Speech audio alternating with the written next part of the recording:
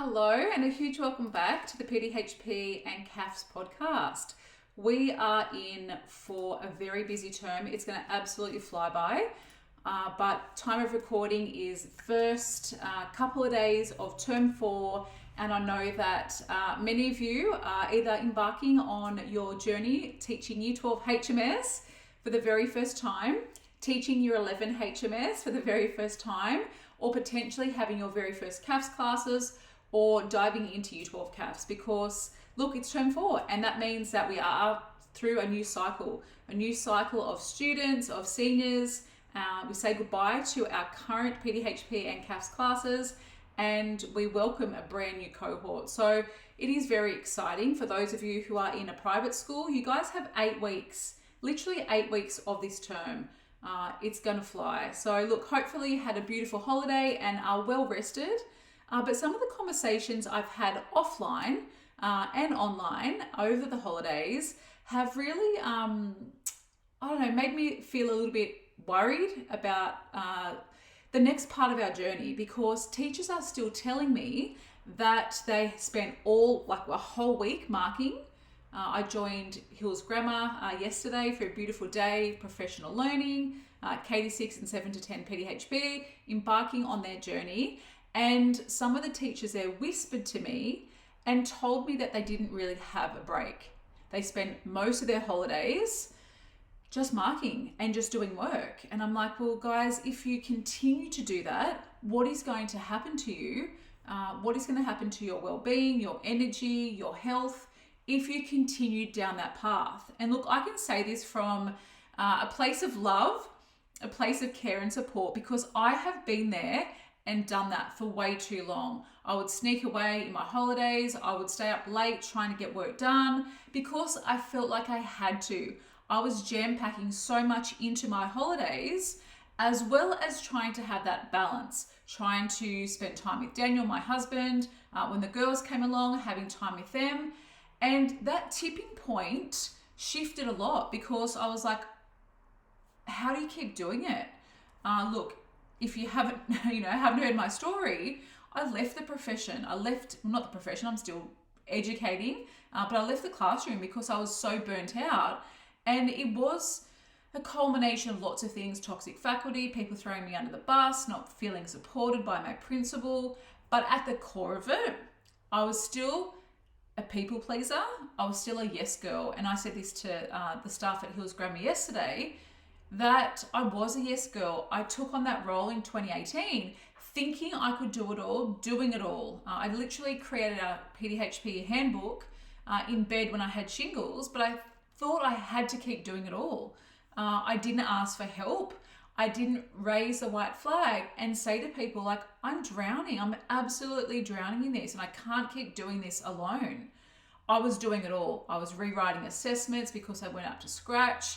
And it wasn't because I was, being a perfectionist. They actually weren't really, probably up to scratch in terms of NESA accreditation, NESA inspection level. So I had to get our faculty up to a point where we, if we were audited, we would be okay.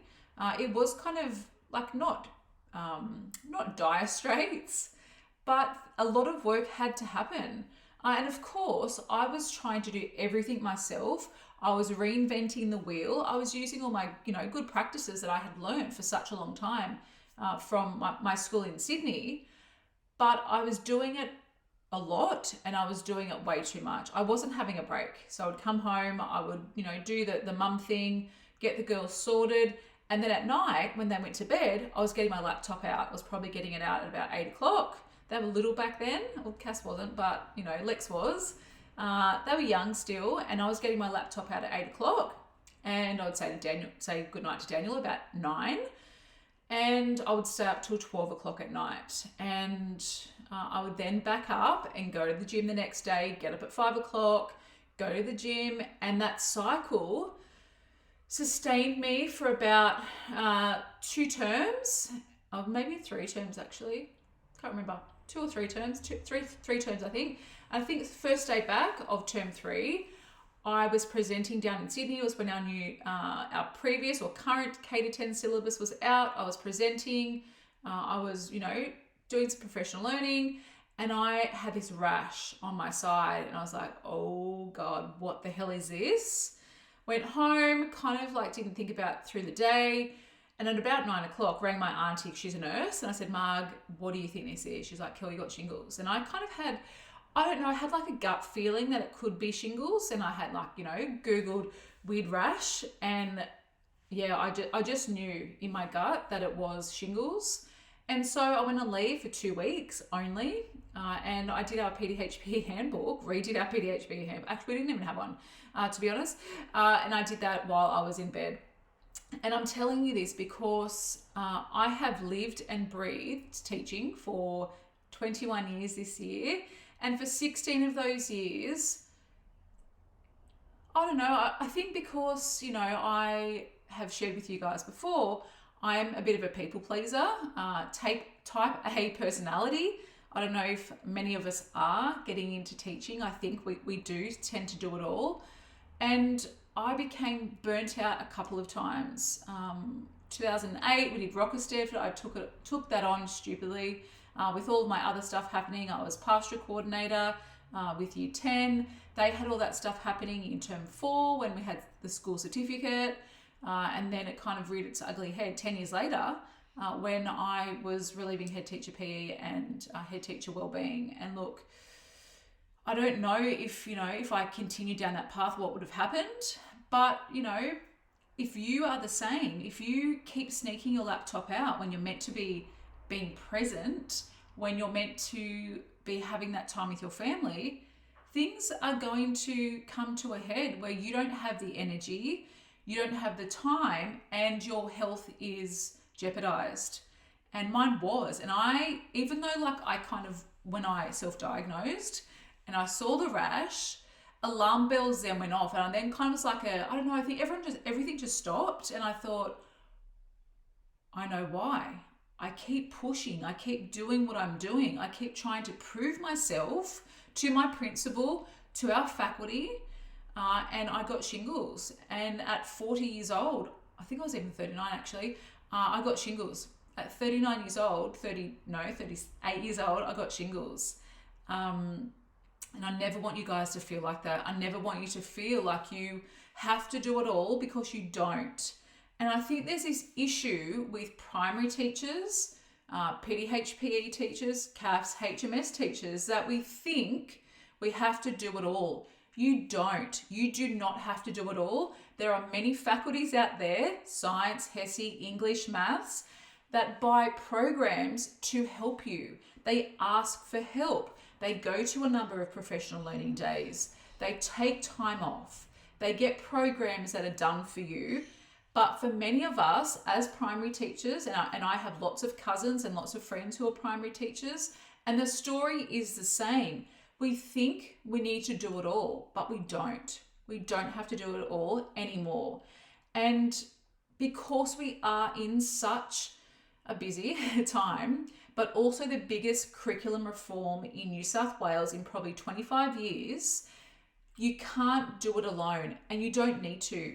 You don't have to do it alone ever again. What we do to ourselves and the lack of balance many teachers have is why those statistics are what they are. The burnout is real, and people are still leaving the profession in droves.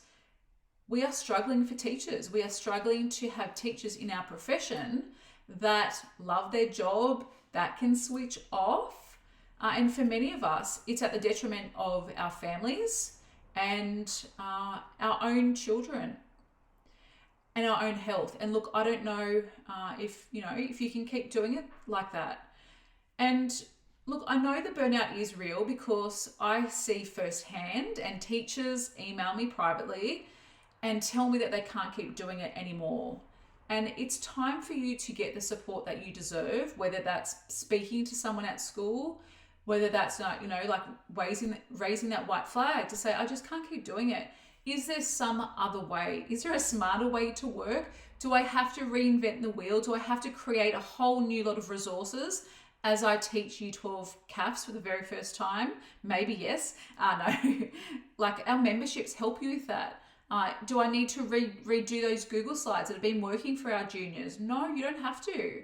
The burnout is real, and the reality in Australia that half of Australian teachers are considering leaving the profession in the next 12 months. Like, that is mind-boggling. Like, having that thought. I asked everyone yesterday at Hills Grammar, like, raise your hand, and you don't have to do it if you don't want to. Raise your hand if at some point this year already you felt the pinch. And all of them said, yeah, 100%, multiple times. Teachers are working longer hours with fewer resources, and this pressure is building. The increase is burnout and taking time off. That productivity, that lack of productivity, taking time off, obviously away from their classes, then puts extra stress on everyone, the faculty, the head teacher, the stage coordinator, the deputy principal, the AP, the classes, the kids, because you're doing it all still and you're having to take time off. You can't keep doing it like that. And if you do, what's going to happen is you're going to end up like me. You're going to be burnt out. There'll be some sort of health ramification, shingles, the number of teachers I talk to who have had glandular fever, the flu. It is mind-boggling. And I think it's really time for you to have a good hard look at yourself and think about, what is this costing you? What is this costing your health and your well-being? And look, I know the number of teachers in PDHPE who are teaching outside of their faculty, because, once you get into a school, sometimes there's not a permanent PDHPE role, so teachers are teaching outside of faculty. Primary teachers are trying to do it all. It's just too much. The number of hours teachers are working outside of our classroom hours, and we know that you can't get everything done in one day, in a school hour day, but continuing to take work home, continuing to get the laptop out after hours, it's having a massive impact on your well-being. And teachers are feeling that pinch, and they're deciding to leave because there's no other real way that they feel like they can move forward. And I was like that. I left teaching, I left the classroom because I could not imagine what it was going to look like if I kept doing what I was doing. And if I had strategies back then, if I actually asked for support, I think things would have looked very differently. And look, I don't want you to feel like you are alone. And because I think some of us do. If you're teaching in a rural and remote location, regional location, I'm sure it can feel a bit like that. We have a number of teachers in our memberships that I can think of off the top of my head who are the only PDHPE teacher at their school. They're only a very small primary school, and there's only a few primary teachers. And they've told us, like, we don't know where to start with this stuff because it is so new and there is so much happening in New South Wales schools already. I just can't keep up. And look, a lot of those teachers then end up joining our memberships because they realize they can't keep doing it alone. And look, the three things that are really impacted by this is our time. So our time, if we continue to do that, it's then sacrificing that precious time that we will never, ever get back. And look, I'm a victim to this. I can say this because I have been there and done that a lot. Even last week, I think about our second week of the holidays. First week was great. Second week, I just kept continuing to do tiny bits of work and I didn't really switch off that second week of the holidays. And look, it's not always, beach time and reading and relaxing, but if you continue to not switch off, that has a really big impact on your mental load, on your nervous system, that fight or flight mode. It isn't good for our cortisol. It isn't good for our energy. It's not good for our health. And look, if we continue to take away precious time with our family, you'll then look at your kids and go, oh my God, you're about to go into high school. You are about to get your license next year. And that's our girls. Lexi is 12, Cassidy is 15, and Cass can get her L's next year. Once she gets her P's, she's out of here probably. She's going to be kind of enjoying herself and enjoying that freedom. She is a bit of a homebody, so who knows what's going to happen. But Lex is 12. Lex loves time away from home. She's a social butterfly. That time is so precious, and you can never get that back. We can never have the family holidays that we probably had when the kids were little now, because the kids are so busy with doing their own thing with their friends and wanting to kind of, keep up with everyone else. That sacrifice that you make is going to be impacted. So look, our time is so precious. It's a non-renewable resource. We can't get that back. You can never get your time back. You can't go back in time. There's no time machines right now. Our energy is the other thing that is also being sacrificed. And I know it. I know when I'm pushing myself, I feel jittery. I feel like I'm kind of walking around like this. I just need to relax my shoulders. I feel like I have 1,000 tabs open in my head. My desktop might look okay. My computer might look okay, but I have those tabs constantly open in my head. And this year I've made a really conscious effort I have not had this perfect, to be honest. And I'm still learning and still growing. I'm human. I'm not perfect. But in the morning, I'm not touching my phone. I'm turning my alarm off at 5:10 when I get up to go to the gym, but I'm not touching social media. I'm not opening emails. I'm not opening Facebook Messenger, Instagram, all the things. If text messages come through overnight, I'm not opening those.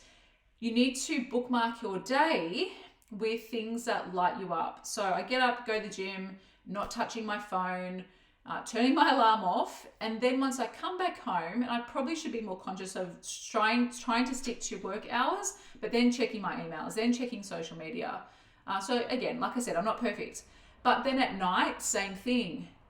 90 minutes before bed, really trying to switch off before you go to bed, reading a book, relaxing with the kids, reading a book to the kids, going for a quiet walk, whatever it is, having a bath, having a cup of tea, whatever, or your drink of choice. Probably not alcohol, not a good idea just before you go to bed. But having that time to switch off at night. We are not robots. If we continue to work the way we're working for the next 5 years, you are not going to be in the profession. And this is like a reminder to me. I need to practice what I preach. And Daniel has said that to me a few times this year. He's like, Kel, why are you still working? Why is the laptop out again? I'm like, I just need to. No, you don't just need to do anything. You are not a robot. Stop working. I said this to the teachers at Hills Grammar yesterday. I've used the word school a lot. Like, I'm going to school, schoolwork. It's still work. It's a vocation, but it is still work. We need to treat it like that. If you look at your hourly rate, you're probably on about 10 hours a week. 7 hours a week. You're probably on $10 an hour. Like, it needs to stop. The other thing that gets impacted is our well-being. And I said to everyone yesterday, it's like our health and well-being, interchangeable. Whether you're a PE or a CAFS teacher or a primary teacher, your well-being is what matters most. Your time, your energy, and your well-being is what matters most. If those three things aren't happening, you're then putting pressure on yourself. You're then that cortisol has risen. You're that rush. It's not good for our bodies. It's not good for our nervous systems. And that's why we get sick on the first day of the holidays, in the first week of the holidays, because we have pushed ourselves so much. We're just literally running on adrenaline. When we finally stop, our body says, holy hell, what's happened? So the framework I'm talking about is our empowered teacher framework. And I've trademarked this because I think it's so important. I really believe in this. Our time at the top, our energy, and our well-being matters. For you to feel empowered as a teacher, we're going to flip that. For you to feel empowered as a teacher, you need to actually start to work on these three things. For you to keep showing up, for you to have the energy to teach your kindergarten and your year 1 classes PE, for you to really give great valuable feedback to your senior HMS classes, for you to really think about some creative strategies for your CAFS classes. If you continue to run on adrenaline, if you continue to run on a couple of hours sleep, 5 hours sleep a night is a couple to me, And that's what I did. 5 hours sleep, 4.5 hours sleep. It's not enough. We are adults. We are not young anymore. We are not in our, teenage years who, you can stay up late and be okay the next day. We matter. We are adults. We need to start being like adults and actually prioritize these things.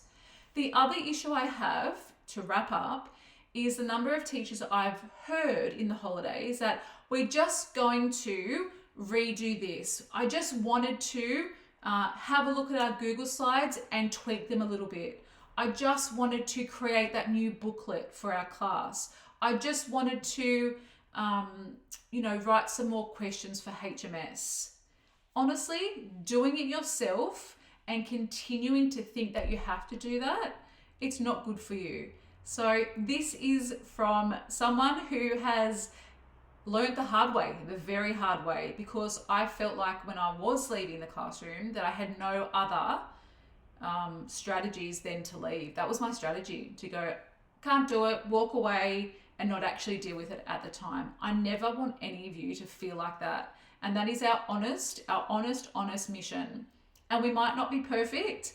We might not be, be able to do everything. But if we can help you in some small way to stay in our profession that I absolutely love, that I absolutely adore, that really lights me up, then we've done our job. And our memberships at the moment are the best way to do that. There's been a few teachers for HMS who have said, I just want to do it myself because it's just easier, because we're about to teach you 12 HMS for the first time. And they're like, I just would prefer, if I just did it myself. They then secretly say to me that they're just craving some more time, or they spend all their school holidays away from their kids. It's crazy. We need to stop doing this. And if you continue to do this for the next 5 years, you're probably going to end up like me on the other side and leave the profession that you love. So it is our absolute mission to support you, to empower you as a busy teacher, whether it's a primary teacher, you're embarking on PDHPE for the very first time in this brand new era of PE, or our HMS members, CAFS teachers. It's our pleasure to support you, to help you get through these curriculum reforms. And everyone else is doing it. Science is getting access to support, maths, English, history. And a lot of us as PE teachers, especially women, don't ask for help, don't ask for support. So if you would love for us to support you over the next 12 months, we now have all of our memberships open for renewal or registration. So our K to 6 primary PDHPE membership, our 7 to 10 PDHPE membership, our CAFS collective membership, and our CAFS conference is this Friday, Saturday. Very excited for that. And our HMS membership. We would absolutely love to support you. I would love to help you just reclaim your time, your energy, and your well-being. So hopefully this episode was a bit of a slap in the face from me, because I do care about you, and I never want you to feel like this. Thanks for listening, guys. Hope you have a great week. If there's anything you need, don't hesitate to sing out. I'll talk to you guys soon. Take care.